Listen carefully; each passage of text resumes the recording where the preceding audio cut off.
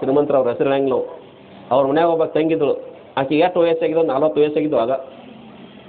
ಯಾರು ಹೋದ್ರೆ ಮೂಲಿ ಬಿಟ್ಟರೆ ಎದ್ದು ಬಂದಿದ್ದಿಲ್ಲ ಆಕೆ. ಯಾಕಂದ್ರೆ ಎಲ್ಲಾರ್ದು ಓಣ್ಯಾಗ ಮದುವೆ ಆಗೈತಿ, ನನ್ನ ಮದುವೆ ಆಗಿಲ್ಲ, ಎಲ್ಲಾರ್ದು ಓಣ್ಯಾಗ ಮದುವೆ ಆಗೈತಿ, ನನ್ನ ಮದುವೆ ಆಗಿಲ್ಲ, ನನ್ನ ಮದುವೆ ಆಗಿಲ್ಲ, ನನ್ನ ಮದುವೆ ಆಗಿಲ್ಲ, ಒಂದಾಯ್ತಾಗಿತ್ತಲೆ. ಅವಾಗ ಎಲ್ಲರೂ ಹೇಳಿದ್ರು ಅವ್ರು ಮನೆಯವ್ರು, ಇವ ಅಪ್ಪಾರು ಬಂದಾರ ನಮಸ್ಕಾರ ಮಾಡು, ಅಪ್ಪಾರು ಬಂದ ನಮಸ್ಕಾರ ಮಾಡು. ಆಕೆನೇ ಎದ್ದು ಬರಲಿಲ್ಲವ.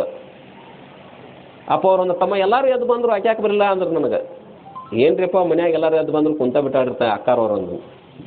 ಅವಾಗ ಹೇಳಿದ್ರು ಅಪ್ಪ ಅವ್ರಿಗೆ ಗೊತ್ತಾ ಜ್ಞಾನ ದೃಷ್ಟಿಯಿಂದ, ತಮ್ಮ ಆಕೆ ಹೆಸರು ಏನು ಕೇಳ್ಕೊಂಬ ಅಂದರು. ಆಕೆ ಹೆಸರು ಕೈತವ್ರಿ ಅಂತ. ವಯಸ್ಸು ಎಷ್ಟಾಕಿ 40. ಏನು ಕಲ್ತಲ್ಲ ಸಾಲಿ ಅಂದ್ರು. ಎಲ್ಲ BA ಮುದತಂತ್ರಿ, ಎಲ್ಲ ಡಿಗ್ರಿ ಮುದಾವ್ರಿ ಈಗ. ಮತ್ತೆ ಎದಕ್ಕೆ ಕುಂತಾಳೆ ಆಕೆ ಅಂದರು. ಏನಾರಿಯಪ್ಪ ಸುಮ್ಮನೆ ಅಪ್ಪಾರಿಗೆ ಗೊತ್ತಾಯ್ತು. ತಮ್ಮ ಆಕೆ ಹೆಸರ, ಆಕೆ ವಯಸ್ಸ, ಆಕೆ ಹುಟ್ಟಿದ ತಾರೀಕ ಕಾಗದ ಬರ್ಸೊಂಬ ಆಕೆ ಕಡೆ ಅಂದರು. ಬರೆದು ಕೊಟ್ಟರು. ಅವಾಗ ಅಪ್ಪಾರದ ತಂಗಿ, ನೀನು ವಯಸ್ಸಿಂದ ಎಲ್ಲಾರ ವರ ಆಯ್ತಾ ನೋಡಿ ಹೇಳ್ತಾಳೆ ಬಂದರು. ಎದ್ದು ಬಂದು ನಮಸ್ಕಾರ ಮಾಡಲಿಕ್ಕೆ ಎಷ್ಟು ತಿಳಿಯಾಗಿ ನೋಡಿದ್ವಿ. 40 ವರ್ಷ ಆಗೈತಿ.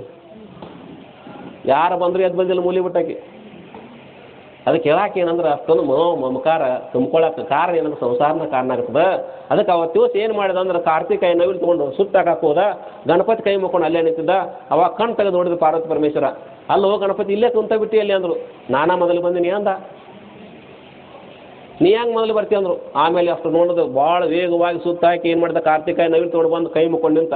ನಾ ಸುತ್ತಾಕಿ ಬಂದಿನಂತ.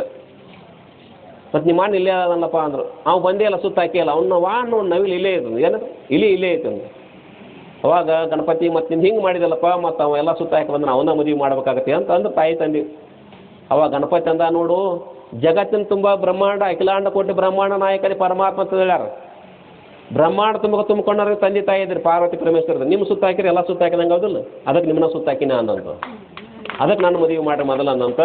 ಅವಾಗ ಕಾರ್ತಿಕ ಈಗ ಉತ್ತರ ಸಿಗಲಿಲ್ಲ. ಹೌದಲ್ಲ ಇವರ ಎಲ್ಲ ತುಂಬಿಕೊಂಡಾರ, ಇವ್ರು ಸುತ್ತಾಕಿರಿ ಎಲ್ಲ ಇವಂದ ಮೊದಲು ಮದುವೆ ಅಂತ ಗಣಪತಿ ಮದುವೆ ಮಾಡಿದ್ರಂತೀವ. ಮತ್ತು ಯಾರನ್ನ ಮಾಡಿದ್ರು ಏನು ಮಾಡಿದ್ರು ಗಣಪತಿ ಪುರಾಣದ ಮುಂದದು. ಮುಂದೆ ಏನಾಯ್ತು ಅಂದ್ರೆ ಕಾರ್ತಿಕ ಈಗ ವಿಚಾರ ಹಿಂಗೆ ಬಂತು.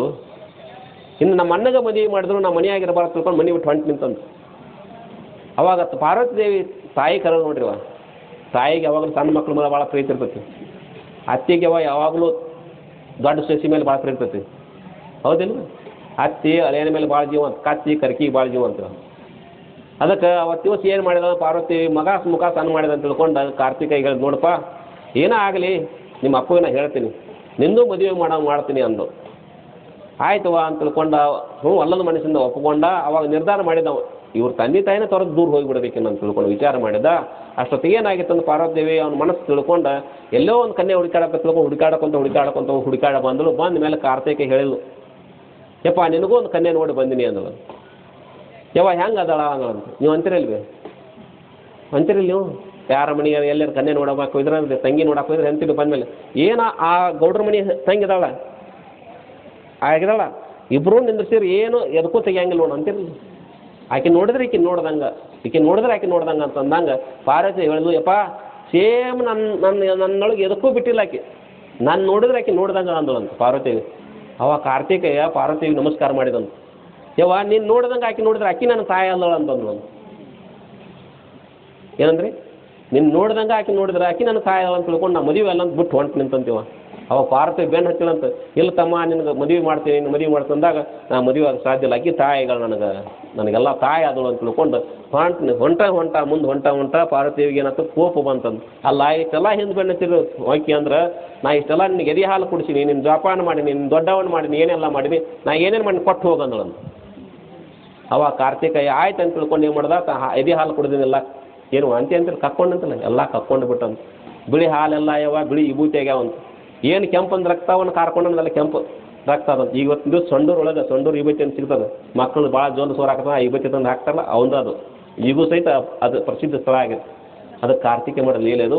ಕೊನೆಗೆ ಏನಾಕಂದ್ರೆ ಮುಂದೆ ಸಿರ್ಸೈಲಿ ಸೇರೋಣ, ಸಿರ್ಸೈಲಿ ಮೇಲೆ ಏನದ ಅವತ್ತು ದಿವಸ ಕಾರ್ತಿಕೇಯ ಸಿರ್ಸಲ್ ಯಾವ ರೀತಿ ಭ್ರಮರಾಂಬ ರಾಜನ್ ಅಂತ ಆ ಸಿರ್ಸಲ್ ಕ್ಷೇತ್ರವನ್ನು ಯಾವ ರೀತಿ ಮಾಡಿದ, ಪಾರ್ವತಿ ದೇವಿ ಬಂದು ಏನು ಮಾಡ್ತಾರೆ ಮುಂದೆ ಕಾರ್ತಿಕೇಯ ಹಿಡ್ಕೊಂಡು ಬಂದು ಅಲ್ಲಿ ಏನು ಮಾಡ್ತಾರೆ ತಾನವನ್ನು ಗುರುತಿಸ್ತಾರೆ. ಇದಕ್ಕೆಲ್ಲ ಏನು ಕಾರಣ, ಅಂಥ ಮಹಾತ್ಮರಿದ್ರು ಸಹಿತ ಏನಾಗಿತ್ತು ಅಂತ ಕಾರ್ತಿಕೇಯ ಆ ತಾಯಿ ಮೇಲೆ ಮೋಹಕ್ಕಾಗಿ ಮದುವೆ ಮಾಡ್ಕೊಳ್ಳಾರ ಉಳ್ದಂತೀವ. ಇದೇನು ಮೋಹ ಮಮಕಾರಗಳು. ಅದಕ್ಕೆ ಮಮಕಾರ ಏನು ಮಾಡ್ತದಂದ್ರೆ ಬಂಧನಕ್ಕೆ ಕಾರಣ ಮಾಡ್ತದೆ ಪುಣ್ಯಾತ್ಮರ. ಆ ನಿಟ್ಟಿನೊಳಗೆ ನಾವು ನೀವೆಲ್ಲರೂ ಏನು ಮಾಡಂದ್ರೆ ಅಂಥ ಮೋಹ ಮಮಕಾರವನ್ನು ತರು ನಾವೇನು ಮಾಡಬೇಕಾಯ್ತಂದ್ರೆ ಗುರುವಿನ ವಾಣಿಯನ್ನು ಶಿರಸಾ ಪಾಲಿಸಿ ಗುರು ಹೇಳಿದ ರೀತಿಯೊಳಗೆ ಯಾರು ನಡೀತಾ ಇದ್ದಾರೆ ಅವರಿಗೆ ಬಂಧನವೇ ಇಲ್ಲ. ಬಂಧನ ಇಲ್ಲದು. ಅದಕ್ಕೆ ನಾವೇನಾದರೂ ಐತೆ ಅಂತ ತಿಳ್ಕೊಂಡು ಅಂದ್ರೆ ಅದು ನಮ್ಮ ಭ್ರಮ ಅಧ್ಯಾಸ ಅಂತಾರೆ. ಅದಕ್ಕಾಗಿ ನಾವೇನು ಮಾಡಬೇಕಾಗಿತ್ತಂದ್ರೆ ಅಂಥ ಮೋಹ ಮಮಕಾರವನ್ನು ಆ ಗುರುವಿನ ಮೇಲೆ ಗುರುವಿನ ಪಾದದ ಮೇಲೆ ಇಟ್ಟು ನಾವೇನಾಗಿದೆ ಅಂದ್ರೆ ಮುಕ್ತರಾದ್ರೆ ನಮ್ಮಂಥ ಮುಕ್ತ ಜನಮೇ ಮತ್ತೊಮ್ಮೆ ಸಿಗಂಗಿಲ್ಲ ತಿಳ್ಕೊಂಡು ಹೇಳ್ತಾ ಇದ್ದಾರೆ. ಅದಕ್ಕಾಗಿ ಅಂಥ ಸದ್ಗುಣ ನಿಮ್ಮನ್ನು ಕೊಟ್ಟು ಕಾಪಾಲಿ ಅಂತ ಹೇಳ್ತಾ ಇನ್ಮೇಲೆ ನಮ್ಮ ದೇವಿ ಆರಾಧಕರಾದಂಥವ್ರು RB ಹುಣಸೆ ಗುರುಗಳು ನಮ್ಮ ನಿಮ್ಮಲ್ಲಿ ಕೊಟ್ಟು ದೇವಿಯ ಮಾತ್ಮೆಯ ಜೊತೆಗೆ ತಮ್ಮ ಅನುಭವವನ್ನು ಹಂಚಿಕೊಳ್ತಾರೆ. ನಾವು ನಿಮ್ಮಲ್ಲಿ ಆಲಿಸಿ ಪುನೀತರಾಗೋಣ.